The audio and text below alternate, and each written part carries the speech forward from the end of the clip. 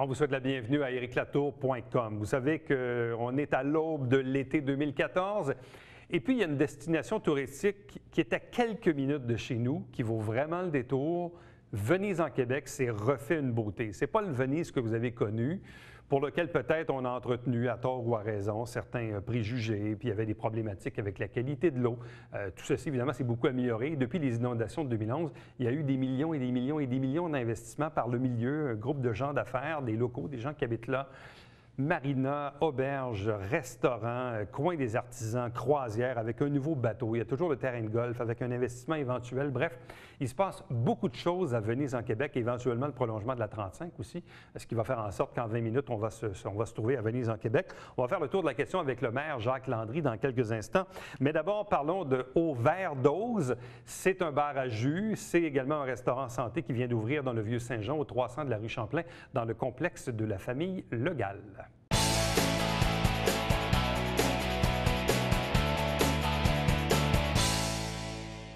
On vous parle maintenant d'overdose ou d'au-vert-dose. Je ne sais pas de quelle signification il faut l'appeler au niveau de la prononciation. C'est au 300 de la rue Champlain, en plein cœur du Vieux-Saint-Jean. C'est un bar à jus, un restaurant santé.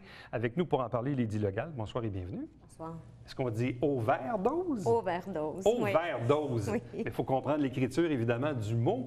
D'où vient cette idée? Quand j'étais à Houston, pendant un an, j'étais tout le temps dans les bars à jus, ce qui était très populaire déjà à l'époque, il y a 10 ans là-bas. Il n'y a pas ça ici. Mon frère était très intéressé il y a 3 ans, on en parlait. Et puis, c'était l'occasion, avec l'emplacement là, de transformer ça en restaurant santé. Il voulait, avec Marc-André, qui est son associé, au niveau de la Morgane, ils voulaient comme intégrer un 3e commerce. Ils ont déjà la Morgane, le pub irlandais. Ils voulaient quelque chose pour compléter, sans nécessairement, eux, avoir le temps de le faire. Fait qu'en embarquant avec eux, devenant associés, on a vraiment... Puis en plus, les 3 sont collés. Donc, ça a été le nouveau projet qui a ouvert. Donc, évidemment, c'est à l'intérieur du complexe familial de la rue Champlain. Oui. Précédemment, dans ce local-là, tu y tenais une galerie, un atelier d'artistes pendant plusieurs années quand même? Moi, plusieurs années, j'ai 15 ans là, artiste peintre. C'était nouveau que j'avais ouvert, on avait le local, c'était nouveau que j'avais ouvert mon atelier là, j'avais moins d'espace à la maison. Moi, j'avais besoin de changement après 15 ans à peindre, beaucoup de tableaux. On dirait que j'ai...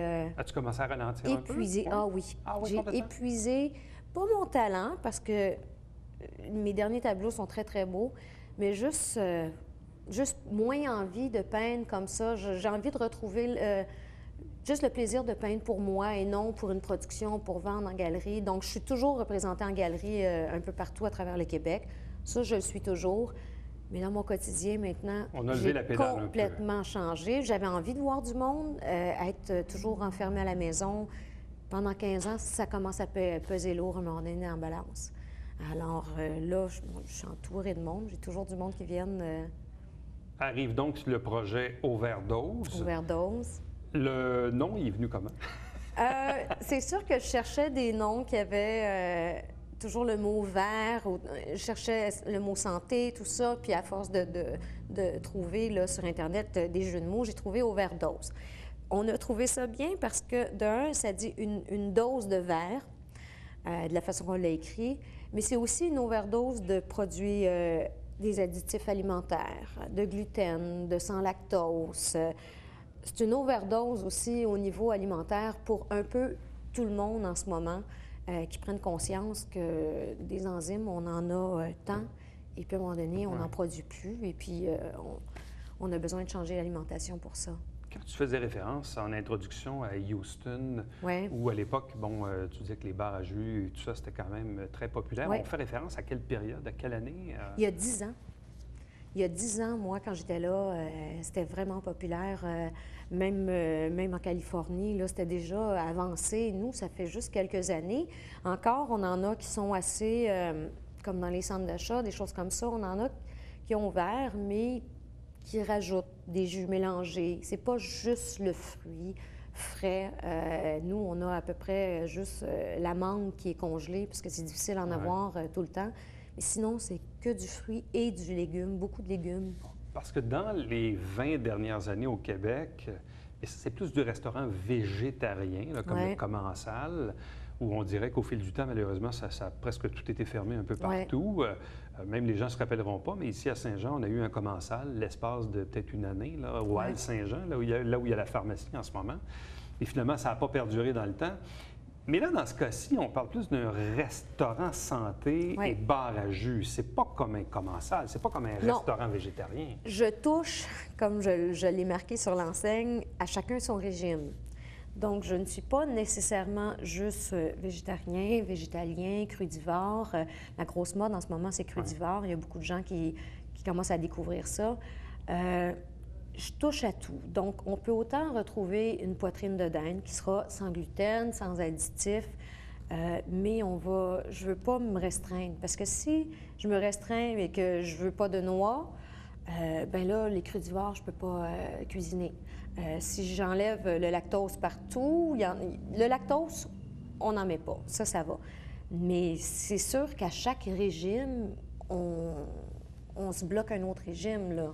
Fait que si je deviens juste végétarienne, bien, ceux qui aiment avoir un petit peu de poitrine de dinde dans un BLT ou dans un sandwich, je les élimine. Donc là, je touche un peu à tout le monde. Bon, souvent, le préjugé ou la préoccupation que les gens ont avec les bars à jus ou les restaurants santé, ou les deux, c'est est-ce que c'est bon?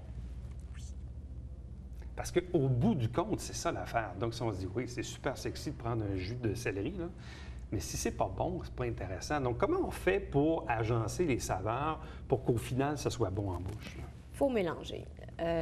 Souvent, les jus que j'ai qui sont verts ont une base de fruits. On va avoir mis de l'ananas, de la mangue, du lait de coco, des fois pour adoucir trop d'épinards. C'est sûr qu'on peut voir un verre qui est couleur vert, le jus, mais il goûte l'ananas. Donc, c'est le but de pouvoir passer beaucoup de légumes, mais avoir un goût qui est agréable. Fait que j'ai essayé d'aller au niveau des jus avec un goût qui est agréable et une couleur qui reste agréable. Parce que il y a des matins où moi je rentre, je me fais un jus qui est archi santé, mais qui n'a pas une super couleur, c'est ça.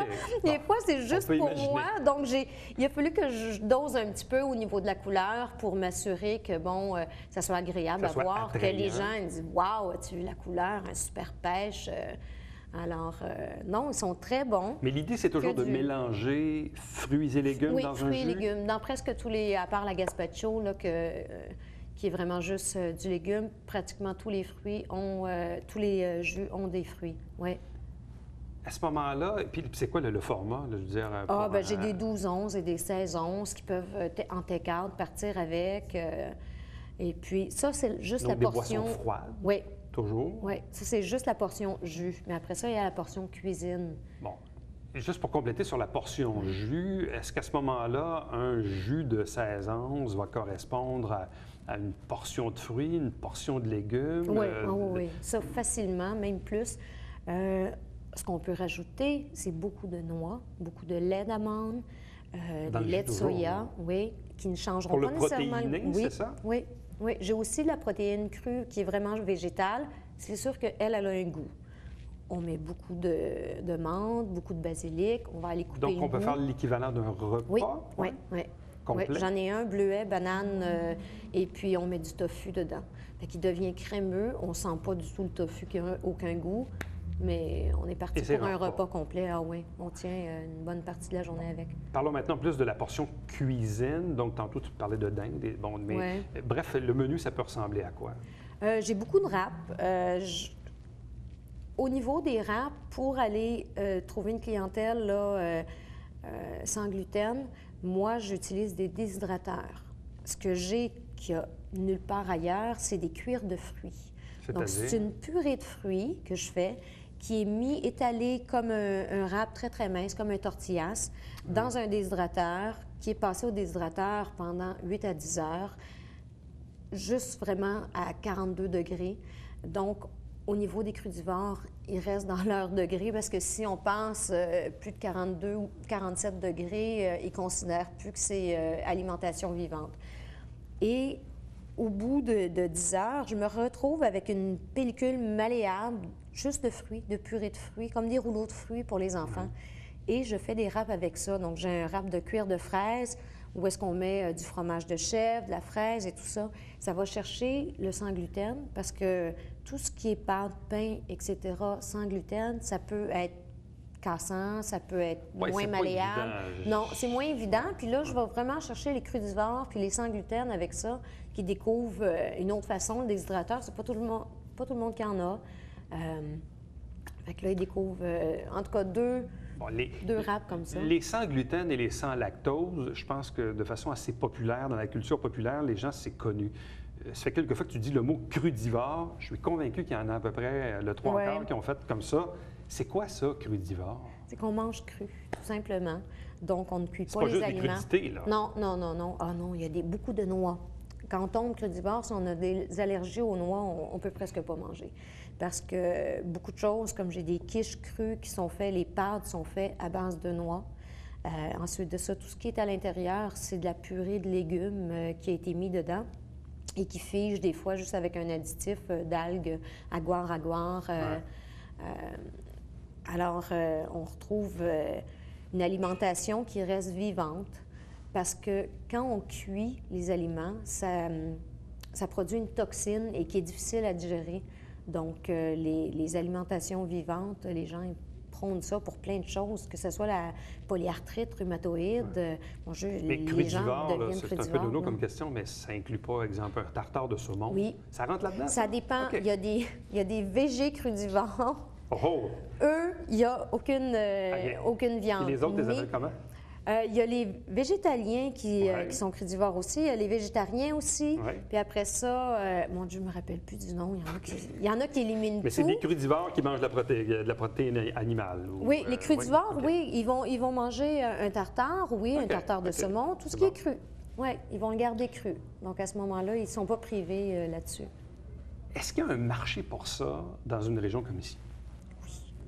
Les gens qui viennent depuis, on a ouvert, on est sur notre 4e semaine, puis les gens nous le disent, il était temps. Ils allaient à Montréal chez Crudescence, j'allais à Montréal au Vivre, il y a plusieurs endroits à Montréal.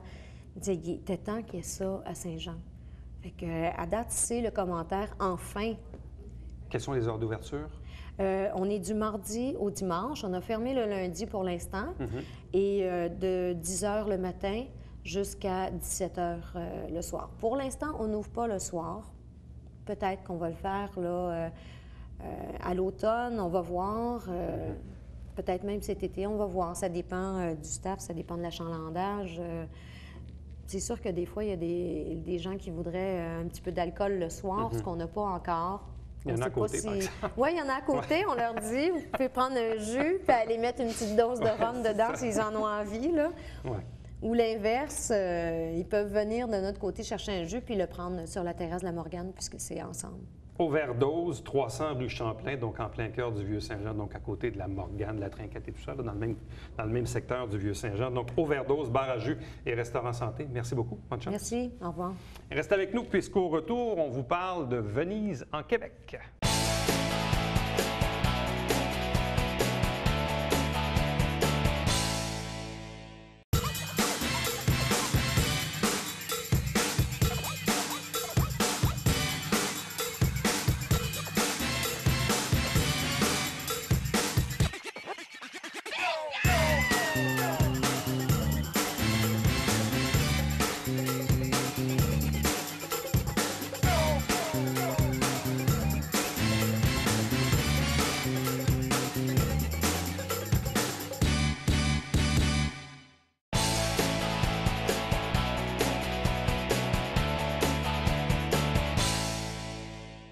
Vous savez, dans une autre entrevue, on parlait avec les gens de Tourisme Montérégie, Tourisme Saint-Jean-sur-Richelieu. D'ailleurs, la nouvelle directrice générale de Tourisme Saint-Jean, Mme Jenny, nous disait « Le tourisme, ça commence par chez nous. Il faut découvrir notre propre région. » Et pourtant, il y a des attraits touristiques, dont une municipalité qui, visiblement, et on peut le dire maintenant, là, en 2014, s'est refait une beauté. Depuis les inondations de 2011, il faut le dire, c'est Venise en Québec. Avec nous, son maire, M. Landry. Bonsoir et bienvenue. Bonsoir. Merci de nous inviter chez vous. Bien, ça fait plaisir parce que le visage de Venise en Québec a complètement changé en l'espace de 3 ans. Ça a été extraordinaire. Et pour le mieux, là. On vit un peu un rêve. Et le plus beau dans ça, c'est que c'est par la population. C'est pas Intra-Ouest qui est venu chez moi. C'est 39 personnes qui se sont mis ensemble, qui ont fait de l'investissement dans leur municipalité. Et c'est peut-être pour 1600 de population, moi je défie de trouver une auberge comme nous avons, la nouvelle marina qui rouvre comme nous avons, pour 1600 de population à travers le Canada, vous ne trouverez pas. Alors, c'est tout à fait incroyable parce que même, je me rappelle, il y a 20-25 ans, on faisait des entrevues avec des gens de chez vous qui nous disaient on a tout le potentiel nécessaire. Si on avait un intra-ouest comme à Tremblant, ça serait incroyable. Mais à l'époque, on se disait il y avait des problèmes avec la qualité de l'eau, l'autoroute 35 ne se rendait pas, il y avait toutes sortes d'irritants.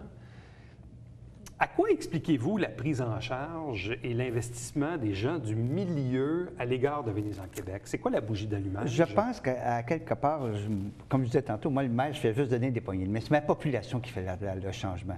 Un maire, c'est là seulement pour encourager les gens, les motiver. Et ma population, il y a des investisseurs qui ont de l'argent, il y a des bénévoles qui s'impliquent. Dernièrement, à la CLAC, on avait 150 bénévoles pour faire le circuit cycliste.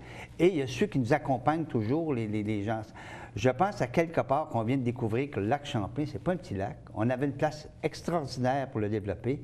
Et ensemble, on a dit, on se prend en main et on le fait. On n'a pas attendu après les gouvernements. On s'est pris en main. Il n'y a pas de subvention. C'est les gens de chez nous qui se sont pris en main.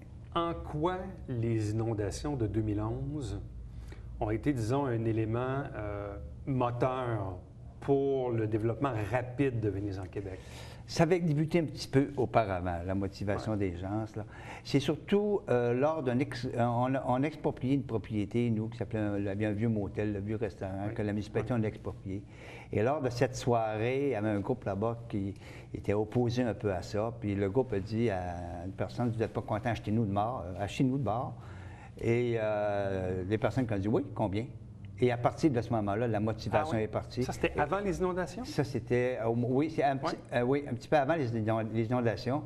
Et là, ça a été extraordinaire. Ça a été extraordinaire, comme ils ont mis 39 ensemble, ils ont mis de l'argent, il y en a qui en ont mis plus, d'autres moins. Et la population a embarqué dans le projet. Et on vous le dit, là, venez à Québec, ce que vous avez déjà vu, ce qu'allez voir, c'est complètement différent. Est-ce que l'inondation a joué un rôle? Est-ce que ça a ralenti le mouvement? Ou est-ce qu'au contraire, ça a motivé les gens à en faire plus? Je pense que vous avez raison. L'inondation, on s'est tenu les coudes serrés chez nous. Il n'y a pas eu jamais de pleurs ou de plaintes. On s'est mis ensemble. Puis je pense que ça fait...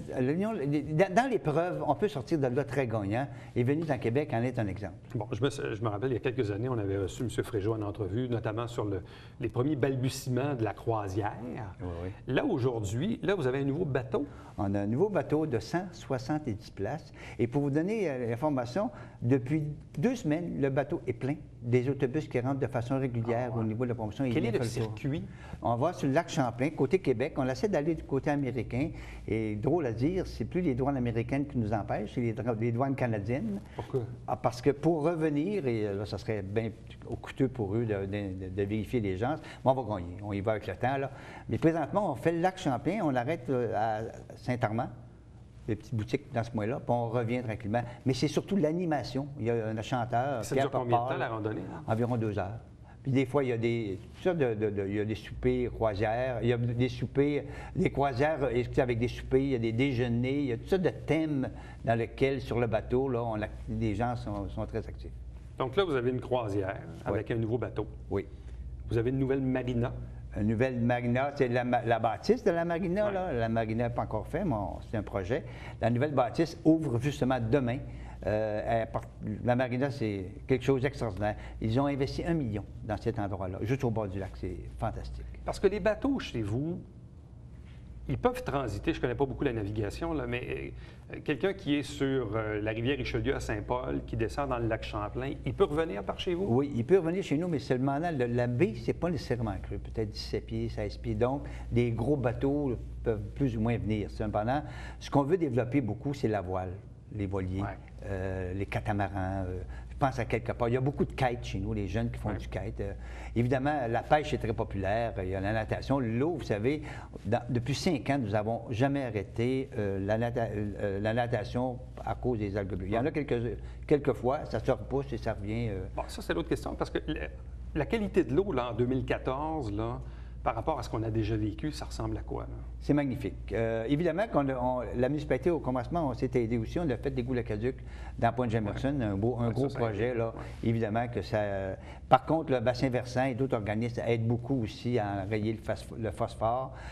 De notre côté, le vent nous aide beaucoup. Le vent pousse les algues un petit peu de l'autre côté. Mais chez nous, l'eau, on voit au fond à 5 pieds, on voit au fond du lac de façon extraordinaire. Oui. Bon. Donc, nouveau bateau. Nouveau bateau, nouvelle marina, nouvelle auberge. Nouveau quai municipal, même un nouveau plan d'eau qui rentre demain dans Venise avec... tout est transformé. L'auberge, ça ressemble à quoi? L'auberge, il y a des chalets et une auberge avec bain tourbillon, bain sauna, bain vapeur, piscine, et même des petits chalets pour les gens qui peuvent venir, peuvent se diviser en deux, dans lequel c'est très, très bien conçu et il faut le voir. C'est un nouveau style, c'est vraiment européen. Il y a aussi le restaurant, là, oui, il y a un nouveau qui est devenu comme une destination, parce que nous, ici, en ville, à Saint-Jean, les gens disent « Ah, t'es-tu allé souper au restaurant à Venise, en Québec? Ouais, c'est fantastique et tout ça. » Donc ça aussi, ça devient un attrait, là, une destination. Le restaurant un peu plus luxueux, il y a la marina présentement, il y a quand même d'autres restaurants aussi, il ne faudrait pas les oublier. Vous savez, chez nous, il y a 40 tracés cyclables différents. Vous partez de Venise, vous avez 40 tracés différents pour vous amuser, soit aux États-Unis, en Estrie ou en Montérégie. Vous avez 40 tracés cyclables différents. Vous avez le golf. Vous avez une place piétonnière aussi pour aller en forêt. On fait un jeu d'eau pour les enfants cet été. On l'attend présentement. Donc, il y a beaucoup d'activités qu'on peut faire à Venise à Québec. Bon. Vous avez de l'espace également pour les artisans? Oui, on ouvre présentement une galerie d'art pour les artisans. Et de plus, tout l'été, au terrain de l'église, il y a un chapiteau avec les artisans locaux qui exposent leurs œuvres. Il y a aussi une soirée de jazz, beaucoup d'animations tout au courant de l'été. Évidemment, le visage qu'on connaissait de Venise il y a 10-20 ans, c'était les campings l'été, puis la pêche à la glace l'hiver. C'était ça, là. Puis des chalets. Bon. Exact. Là, aujourd'hui, les chalets, il y en a moins. Les campings se sont transformés aussi. Les campings se sont améliorés énormément. Évidemment, l'inondation a aidé beaucoup. Ouais. Ça l'a sorti peut-être et les propriétaires ont exigé maintenant de nouvelles roulottes avec tant d'années. Donc, ça a aidé beaucoup à l'amélioration. Le look des campings a changé. Le look est extraordinaire aussi.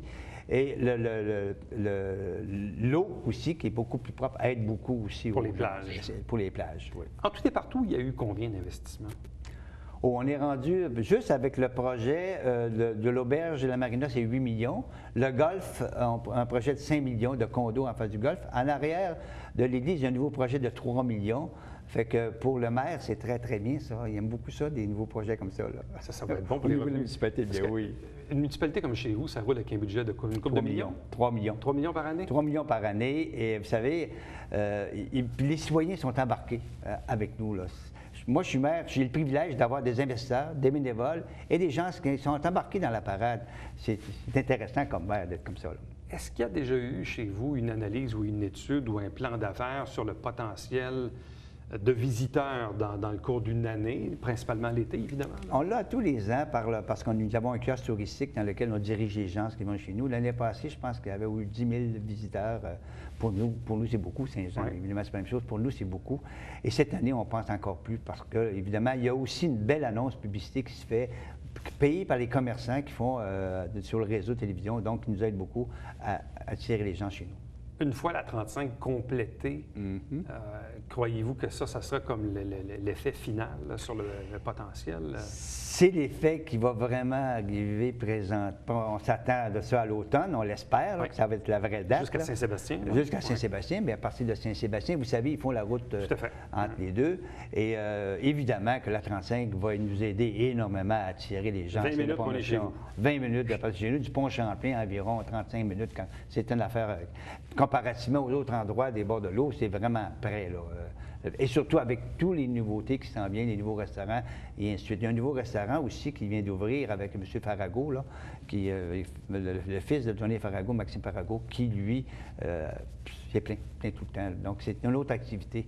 Donc, à Venise, présentement, ça bouge, puis à quelque part, la population y est pour beaucoup.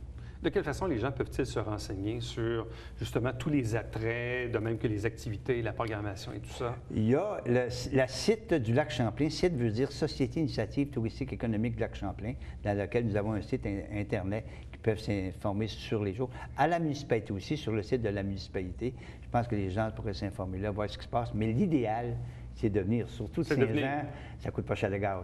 Tout à fait. C'est à côté. Il a bien raison. C'est ça. Monsieur Landry, merci beaucoup. Merci de me donner la chance de faire un tour visiter Ville-de-la-Québec. Bon été. Au revoir. Restez avec nous. Au retour, on vous présente bien sûr le Babillard quotidien.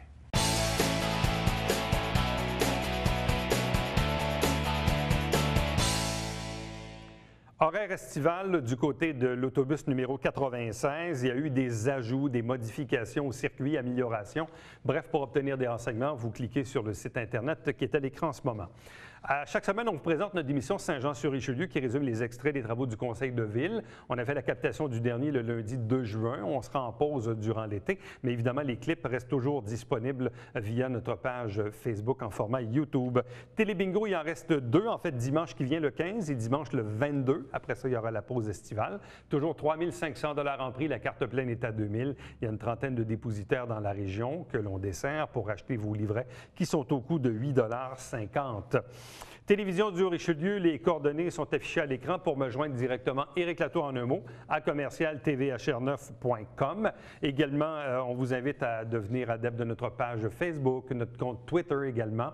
Et bien sûr, nos émissions se retrouvent en format YouTube via notre page Facebook parce qu'actuellement, notre site Internet actuellement est en reconstruction. Prochain rendez-vous, c'est bien sûr demain. Bye bye.